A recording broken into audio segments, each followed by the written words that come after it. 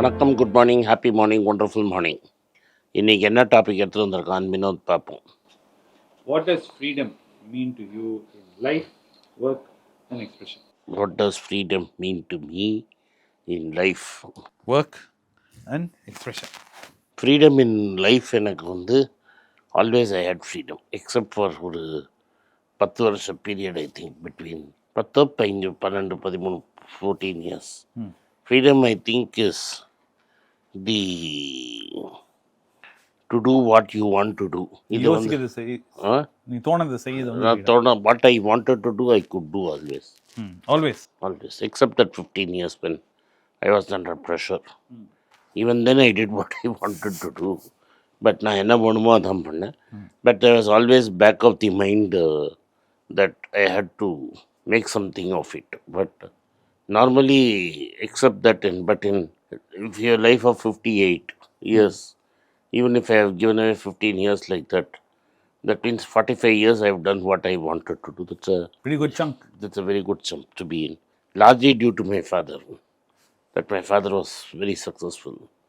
அது வந்து ஏன்னா வந்து enough to eat and enough to meet your needs இருந்ததுன்னா then you don't have to work for a living. There is நான் வந்து சம்பாதிச்சு தான் சாப்பிட்ணும் அப்படின்னு இல்லாமல் I really work for my self. So அது ஆட்டோமேட்டிக்காக வருதா வரலையா, ப்ரெஷர் இல்லாமையா இருக்கா. ரீசெண்டாக ஒரு இன்டர்வியூ பார்த்தேன். ஒரு 3-4 தமிழ் கேரக்டர் ஆக்டர்ஸோட ஒரு வீடியோ பார்த்தேன். அதில் எல்லாருமே வேறு ஃபீல்டில் இருந்தவங்க. லைஃப்பில் ஒரு ரொம்ப கட்டமான சமயத்தில் ஆக்டிங் சான்ஸ் கிடச்சா அது எங்கள் உயிரை காப்பாற்றிட்டுனாங்க. அது மாதிரிலாம் நான் இருந்தது கிடையாது. தட் இஸ் அடுத்த வேலை எங்கேருந்து வருவோம், இருக்கிறதுக்கு வீடு இருக்குமா, whether food will come next day, எப்படி வந்து ஸ்கூல் ஃபீஸ் கட்ட முடியுமா, சாப்பாடு இங்கேருந்து வரும், அப்படிலாம் நான் இருந்ததே கிடையாது. So I generally have been very free in my life and I am very ashamed. எனக்கு ரொம்ப வெக்கம். ஏன்னா 99% of Indians are not like that. Correct. They have to struggle for their life. அந்த ஸ்ட்ரகிள் நான் பார்த்ததே கிடையாது. For them life is a tragedy. ட்ரெஜடினா வந்து ஒரு வாழணுமே அப்படிங்கிற ஒரு வாழ்க்கை. இன்னைக்கு அவன் பழப்பே அன்றைக்கி அவன் வேலைக்கு போனால் தான் அவன் பழப்பு. உடம்பு சரியில்லைன்னு நான் நிறைய நாள் வந்து ரெஸ்ட் எடுத்திருக்கேன். ரைட்டாக அவனால் அப்படி கிடையாது. அவனுக்கு உடம்பு சரியாக இருக்கோ இல்லையோ அவன் வேலைக்கு போயிடணும். லெஸ் தென் 10% ஆஃப் இந்தியா வந்து ஒரு ஸ்ட்ரக்சர்டு வேலைக்குள்ளே வராங்க. தட் இஸ் சண்டே லீவு, 30ஆம் தேதி அன்றைக்கி சம்பளம், அப்படி 30ஆம் தேதி நிச்சயமாக சம்பளம் போட்டுருவாங்க. கேட்டால் 4-5 நாளில் சம்பளம் வந்துடும். 30 நாளில் சம்பளம். அந்த சம்பளத்தை நம்பி நம்மளால் ஒரு இஎம்ஐ, ஒரு சாமான், ஒரு பட்ஜெட்டு அப்படிங்கிறது less than 10% of India. Maximum வந்து பீப்புள் வந்து என்ன வரப்போகிறதுனே தெரியாது. இன்றைக்கி கார்த்தால் ஆரம்பித்தோன்னா இன்றைக்கி சாயங்காலத்துக்குள்ளே என்ன வரப்போகிறதுன்னு தெரியாமல் இருக்கிறவங்க தான். அது எனக்கு பெரிய eye opener. But that is where it is. So how to make a difference to their life அப்படிங்கிறது என்னை ரொம்ப படுத்தியிருக்கு. நான் பெருசாக ஒன்றும் பண்ணலை. இதோ middle class no says that நான் ஏதோ பண்ணிட்டேன்னு. நான் அது பண்ணலை.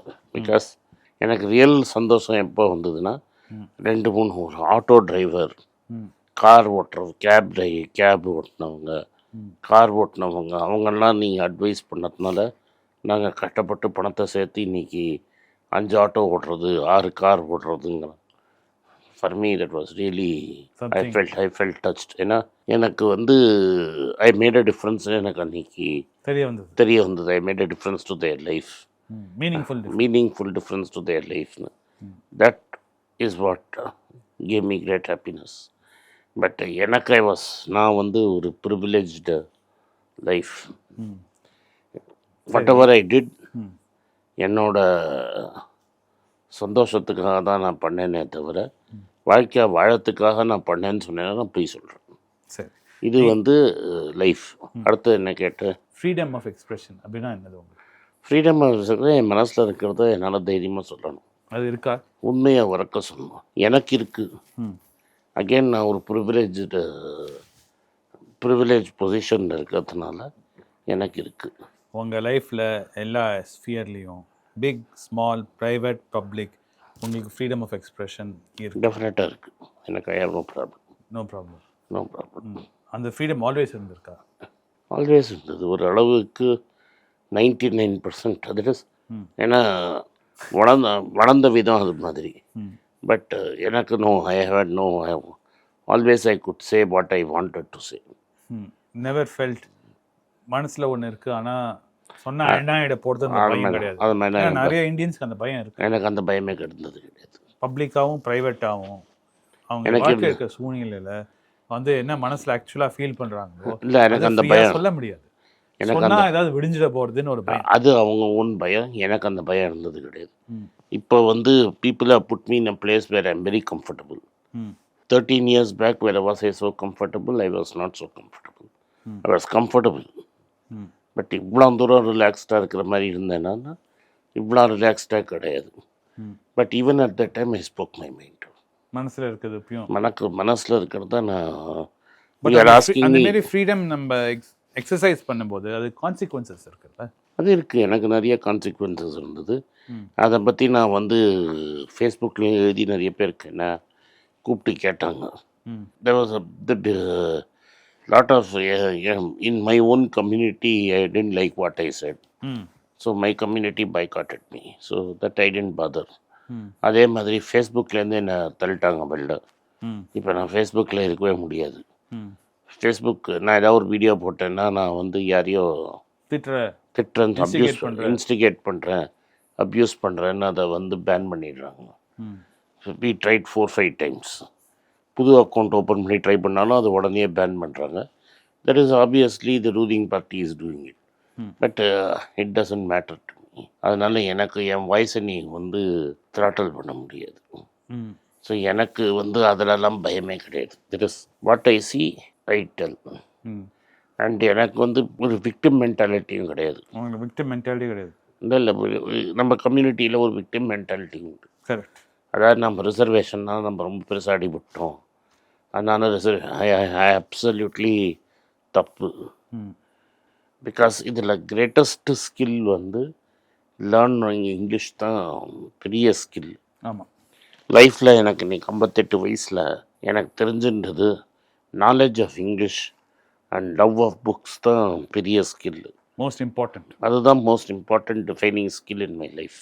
அந்த ஸ்கில்லு வந்து என் family, that is my grandfathers gave me that skill. Both my grandfathers gave me that skill, not my parents. அப்பா அந்த ஸ்கில்லை வளர்த்தார். லைப்ரரிக்கு போய் பிரிட்டிஷ் கவுன்சிலில் போய் படிக்க வச்சார். பட் படிக்கணும் அப்படின்னு ஃபஸ்ட்டு ஸ்கில்லு எங்கள் அப்பாவோட அப்பா இங்கே ஹிந்து பேப்பர் படிக்க வச்சது தான்.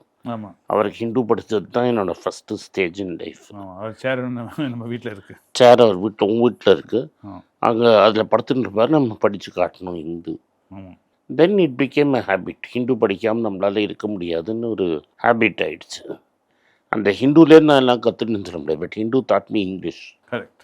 Mastery of the language. அந்த மாஸ்டர்லாம் கிடையாது. ஐ எம் நீங்கள் இவ்வளோ புக் எழுதிட்டீங்க, இப்போ ஒன்றே சொல்லாதீங்க. Very poor in writing English, but it ability to read very fast and comprehension அது ரெண்டும் எனக்கு வந்து ரீடிங் தான் கொடுத்தது. நான் படித்த ஸ்கூல்லேயே இங்கிலீஷ் கற்றுன்றதை நான் ஒத்துக்கிறேன். And basic maths, addition, subtraction, multiplication, division, இது ரெண்டு தான் இந்த ஸ்கில்ஸ் தட் ஹவ். நான் கற்றுண்ட ஃபிசிக்ஸோ, நான் கற்றுன்றது கெமிஸ்ட்ரியோ, நான் கற்றுண்ட பயாலஜியோ has not made a difference to my life. So நான் இன்ஜினியரிங் போய் பெங்களூரில் படித்தேன். And I thought it would make a big difference to my life. Engineering made no difference to my life. என்னது, நான் படித்த இன்ஜினியரிங் டிகிரிலாம் எனக்கு ஒன்றும் கொடுக்கல. ஸோ மெயின் திங் வந்து இங்கிலீஷ். ஸோ அண்ட் நம்ம டைமில் ரிசர்வேஷன் கூட made an impact. I don't know. ஏன்னா புக்கை நீங்கள் வெளிநாட்டிலேருந்து கொண்டு வரணும். அதை எங்கள் அப்பா நான் இருந்ததுனால என்னால் பண்ண முடிஞ்சது. பட் இன்றைக்கி every thing is available in the net. You can just download and read for free. அதனால் நீ 100% ரிசர்வேஷன் கொடுத்தா கூட I don't mind. So reservation is not a road black for any thing. அதனால் எனக்கு ரிசர்வேஷன் இருந்தது, அதனால் எனக்கு போயிடுச்சு அப்படிங்கிறதெல்லாம் கதை.